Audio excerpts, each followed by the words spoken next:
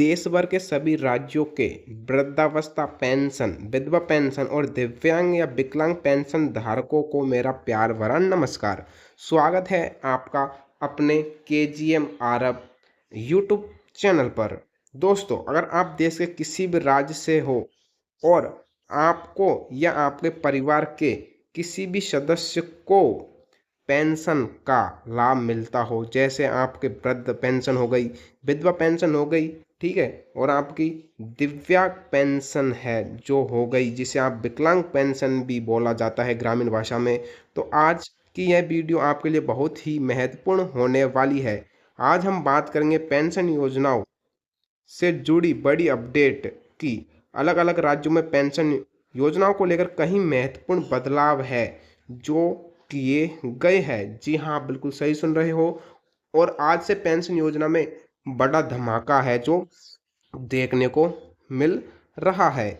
साथ ही हम जानेंगे किन राज्यों में पेंशन राशि बढ़ाई गई है, ठीक है, क्योंकि पेंशन बढ़ोतरी 2,000 रुपये से 6,000 रुपये है, वो कर दी गई है। किन किन लोगों की पेंशन है जो रुक सकती है और किन दस्तावेजों को अपडेट कराना जरूरी है। जी हाँ, अगर आप उन डॉक्यूमेंट्स को अपडेट नहीं करवाते हो तो आपकी पेंशन है उसको रोका जा सकता है या लंबे समय से भुगतान आपको नहीं मिला होगा। अगर आप इन डॉक्यूमेंट्स का आपने फिर से रिन्यू है जो नहीं किया है या उनको अपडेट नहीं करवाया है, तो आपकी पेंशन जो रुक गई होगी, मतलब आपको 1-2 महीने की पेंशन नहीं मिली होगी। तो सबसे पहले तो मुझे आप कमेंट करके ये बता दीजिए, आपकी पेंशन रुकी हुई है या आपको टाइम टू टाइम मिल रही है, ठीक है, और आप कौन से राज्य से हो वो भी मुझे एक बार बता दीजिएगा, और कौन से राज्य में कौन से डिस्ट्रिक्ट से हो, ठीक है, और आपकी पेंशन आपको टाइम टू टाइम मिल रही है या नहीं मिल रही है, ठीक है। तो इस वीडियो में हम आपको संपूर्ण जानकारी देने वाले हैं। और यदि आपकी पेंशन रुकी हुई है, लंबे समय से भुगतान नहीं मिल रहा है, तो वीडियो को अंत तक जरूर देखें, क्योंकि हम आपको बकाया पेंशन, ई-केवाईसी, आधार लिंकिंग, जीवन प्रमाण पत्र या राज्यभर की जो नई अपडेट है, उन सभी की पूरी जानकारी इस वीडियो में हम आपको देने वाले हैं। इसलिए वीडियो को आपको अंत तक जरूर देखना है, ठीक है। तो आप यहाँ पे देख सकते हो, साफ साफ लिखा हुआ है, यदि आपकी पेंशन रुकी हुई है या लंबे समय से भुगतान नहीं मिला है तो इस वीडियो को अंत तक जरूर देखें, क्योंकि इसमें हम बकाया पेंशन है ना, और आधार लिंकिंग, जीवन प्रमाण पत्र और राज्यवार नई अपडेट की पूरी जानकारी देने वाले हैं। तो वीडियो शुरू करने से पहले अगर आप पहली बार हमारे चैनल केजीएम आरब यूट्यूब चैनल पर आए हो तो यूट्यूब चैनल को सब्सक्राइब कर दीजिएगा, क्योंकि यहाँ पर आपको सरकारी योजनाओं और पेंशन से जुड़ी हर नई जानकारी सबसे पहले आपको मिलती रहेगी। अगर आपके परिवार या जान पहचान में कोई भी पेंशनधारी है तो इस वीडियो को व्हाट्सएप, फेसबुक और टेलीग्राम के जरिए उनको शेयर जरूर कर देना, ठीक है। अब बात करते हैं सबसे महत्वपूर्ण जो अपडेट है उसके बारे में। तो केंद्र और राज्य सरकारों द्वारा सामाजिक सुरक्षा पेंशन योजनाओं में पारदर्शिता बढ़ाने और अपात्र लाभार्थियों को हटाने के लिए कई आवश्यक नियम लागू किए जा रहे हैं। ये इसलिए जरूरी है क्योंकि आप सभी को पता है, जो लाभार्थी है, ठीक है, और जो लाभार्थी नहीं है वो फर्जी डॉक्यूमेंट्स बनाकर इन योजनाओं का लाभ है जो उठा रहे हैं, ठीक है। तो नियम लाना जरूरी है सरकार को, क्योंकि जो फर्जी तरीके से पेंशन उठा रहे हैं ना, और जिनको वाकई में पेंशन मिलनी चाहिए उनको पेंशन नहीं मिल रही है, क्योंकि उनकी जगह जो फर्जी डॉक्यूमेंट्स बना ली है अन्य किसी ने, ठीक है, वो इस योजना का लाभ ले रहे हैं, ठीक है। तो इसलिए नियमों में कुछ चेंज है जो किए गए हैं सरकार की तरफ से, जिससे जो फर्जी तरीके से पेंशन ले रहे हैं उनको पकड़ा जा सके, ठीक है। तो सबसे पहला जो नियम है वो आपका रहेगा आधार सत्यापन। सभी पेंशनधारियों को आधार कार्ड सत्यापित होना चाहिए। अब आपको आधार कार्ड है उसका सत्यापन फिर से आपको करवाना होगा। और दूसरा नियम ये है, आपका बैंक खाते में आधार और डीबीटी लिंक होना जरूरी है, ठीक है। आपके क्या 3-4 खाते रहते हैं, बैंक खाते अकाउंट है ना, आपका जैसे एसबीआई हो गया, मतलब अन्य जो भी अकाउंट होते हैं ना 3-4, अब किसी कारणवश एक अकाउंट बंद हो गया और वो अकाउंट आपका डीबीटी से लिंक है, तो उसमें आपका पेमेंट जाएगा और अकाउंट का आपको पता ही नहीं है उसका, ठीक है। तो इसलिए डीबीटी लिंक उसी अकाउंट से करवाएं आप जो आप अकाउंट चलाते हो, बैंक अकाउंट, ठीक है। अगर आपको देखना नहीं आता कि आपके डीबीटी का मतलब ये होता है आपका आधार होता है ना, उससे आपका अकाउंट होता है बैंक अकाउंट जो लिंक रहता है, ठीक है। तो उसको आप ऑनलाइन भी देख सकते हो कि आपका डीबीटी जो आपका आधार है उससे कौन सा अकाउंट लिंक है। अगर आपको नहीं आता हो तो आप ई मित्र पर जाकर देख सकते हो, या अगर आप चाहते हो कि मैं वीडियो बनाऊँ उसके ऊपर, है ना, तो आप कमेंट में मुझे बता दीजिएगा, ठीक है। आप भी अपने मोबाइल से ओनली 2 मिनट में चेक कर सकते हो आपकी डीबीटी से लिंक कौन सा खाता है साथियों, ठीक है। तो वो भी मैं उसके ऊपर प्रॉपर वीडियो बना दूंगा, बट मुझे कमेंट करके बता देना अगर आपको इसके ऊपर वीडियो चाहिए तो, ठीक है। तीसरा नियम है आपका जीवन प्रमाण पत्र। समय समय पर या वर्ष में एक बार जीवन प्रमाण पत्र की ई-केवाईसी कराना आवश्यक है।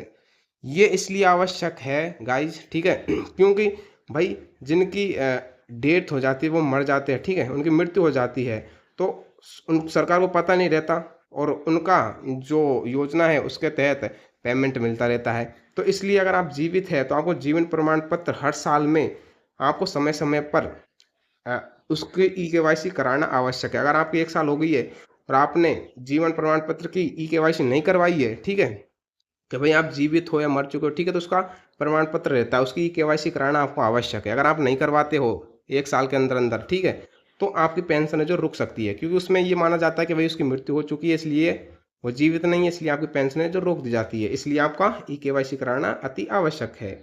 अब चौथा नियम है आपका आय का पत्र का नवीनीकरण।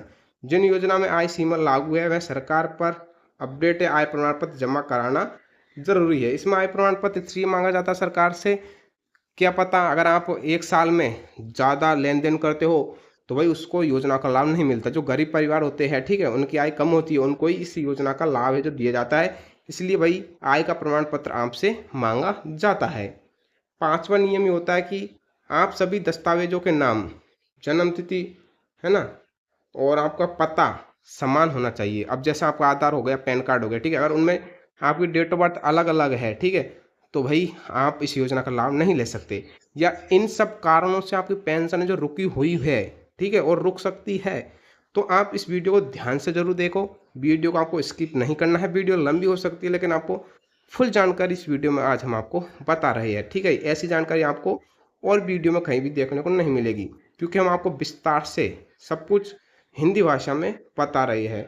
तो आपका छठा नियम है विधवा पेंशन से संबंधित, है ना, जो विधवा पेंशन है वो ले रही है, तो वहाँ समय समय पर पूर्ण विवरण न करने की घोषणा पत्र देना आवश्यक होता है। ये इसलिए होता है भाई, विधवा है, उन्होंने नई शादी कर ली हो तो उसको इस योजना का लाभ नहीं दिया जाएगा, इसलिए पूर्ण विवाह नहीं किया है आपने तो उसका क्या घोषणा पत्र होता है, तो आपको टाइम टाइम पे देना होता है। अब आपका सातवां नियम होता है बैंक खाता सक्रिय होना चाहिए। यदि आपका बैंक खाता निष्क्रिय हो गया है तो पेंशन का भुगतान असफल हो सकता है, ठीक है, तो आप समझ चुके होंगे आपका खाता है वो चालू होना चाहिए। दोस्तों, अब सरकार डिजिटल सुविधाओं का विस्तार कर रही है। कई राज्यों में मोबाइल आधारित फेस ऑथेंटिकेशन के जरिए घर बैठे डिजिटल प्रमाण पत्र जमा कराने की सुविधा भी शुरू की जा रही है। इससे वरिष्ठ नागरिक और दिव्यांग लाभार्थियों को बार बार बैंक या सरकारी कार्यालय में चक्कर नहीं लगाने पड़ेंगे। ये बहुत अच्छी सुविधा सरकार है जो करने जा रही है। आप घर बैठे बैठे सब कुछ कर सकते हो। अब बात करते हैं अगस्त 2026 की पेंशन से जुड़ी सबसे बड़ी अपडेट की। जी हाँ, बिल्कुल आप सही सुन रहे हो, ये अपडेट आपके लिए जानना अति आवश्यक है। अगर आप इस अपडेट को मिस कर देते हो तो हो सकता है आपकी पेंशन है जो रुक सकती है। तो दोस्तों, अलग अलग राज्यों में सामाजिक सुरक्षा पेंशन की राशि अलग अलग है और पेंशन जारी करने की तारीख भी अलग अलग निर्धारित की जाती है। कुछ राज्यों में हर महीने की शुरुआत में पेंशन है जो भेजी जाती है, ठीक है, जैसे 1 जनवरी हुआ या 2 फरवरी हुआ, मतलब महीने का प्रथम दिन, ठीक है, तो उसको जो आपकी पेंशन की जो रुपए है, जो राशि है वो डाली जाती है। जबकि कई राज्यों में जैसे हो गई अपनी 10 तारीख के आसपास जो लाभार्थी है उनके खाते में पेमेंट है जो ट्रांसफ़र किया जाता है, ठीक है। वहीं कुछ राज्यों में त्रैमासिक यानी 3 महीने की पेंशन है ना जो एक साथ डाली जाती है। जैसे आपके 3 महीने कंप्लीट हो चुके हैं, ठीक है, फिर आपकी जो 3 महीने की जितनी भी पेंशन बनती है वो एक साथ में डाली जाती है। तो अलग अलग राज्य के अलग अलग वो नियम है, ठीक है। अब यदि आपके ई-केवाईसी आधार लिंकिंग है ना, या बैंक खाता या अन्य दस्तावेज का सत्यापन अधूरा है तो आपकी पेंशन में देरी हो सकती है जब तक आप इनको ठीक नहीं करवाते हो। तो इसलिए समय रहते सभी जरूरी अपडेट पूरे कर ले, ठीक है, और हम समय समय पर आपको बताते रहते हैं कि आपको अभी ये करना है वो करना है। तो इसलिए आपको चैनल को सब्सक्राइब जरूर कर लेना अगर अभी तक आपने चैनल सब्सक्राइब नहीं किया है तो। अब सबसे पहले हम बात करते हैं, जैसे आपको हो गया आंध्र प्रदेश, है ना। तो आंध्र प्रदेश की एनटीआर भरोसा पेंशन योजना की, इस योजना के तहत पात्र लाभार्थियों को हर महीने पेंशन का भुगतान किया जा रहा है।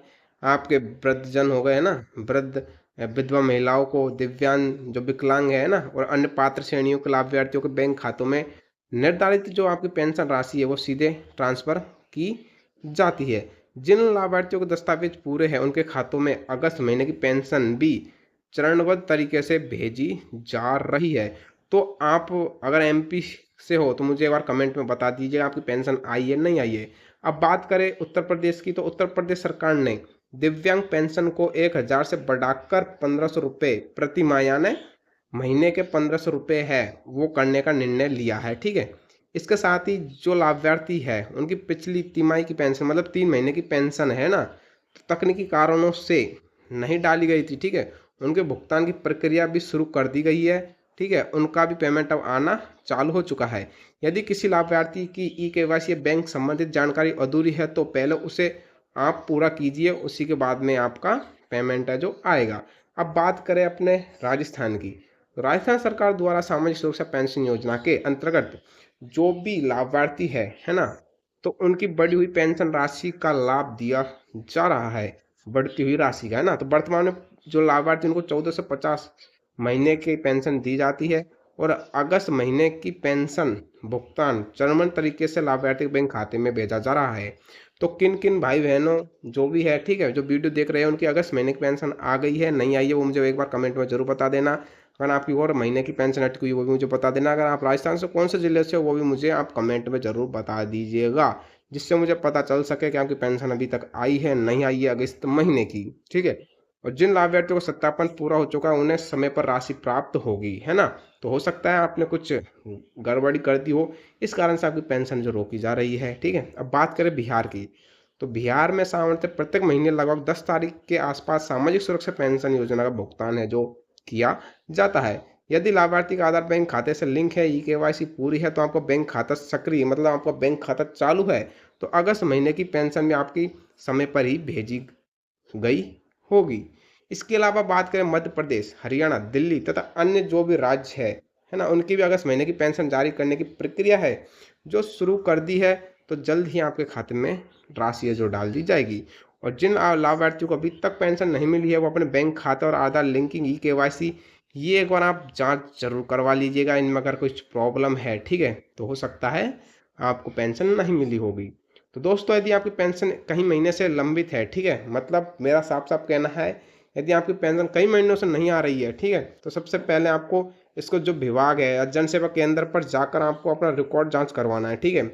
इसमें क्या आपको लिस्ट आती है, उसमें लिस्ट में आपका नाम चेक करना है, लिस्ट में नाम है नहीं है, ठीक है। तो आप कैसे चेक करते हैं, अपने मोबाइल से भी आप घर बैठे चेक कर सकते हैं, ठीक है। अगर आपको करना है, ठीक है, तो उसको अगर आपको वीडियो चाहिए तो मैं उसको प्रॉपर वीडियो बना दूंगा, लेकिन आपको पहले मुझे कमेंट में बताना है हाँ सर मुझे वीडियो चाहिए, तो मैं वीडियो उसके ऊपर प्रॉपर बना दूंगा। तो मुझे कमेंट में ज़रूर बता देना आपको कोई भी डाउट, कोई भी क्वेश्चन हो तो, ठीक है।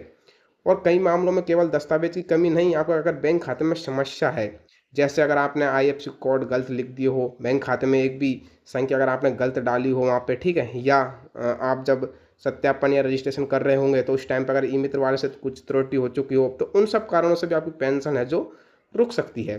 तो दोस्तों याद रखें कि प्रत्येक राज्य के नियम और पेंशन राशि अलग अलग हो सकती है, इसलिए अपने राज्य की आधिकारिक सूचना के अनुसार ही अंतिम जानकारी मान्य होगी। तो गाइस इस वीडियो में इतना ही, मिलते हैं नेक्स्ट वीडियो में। Thank you.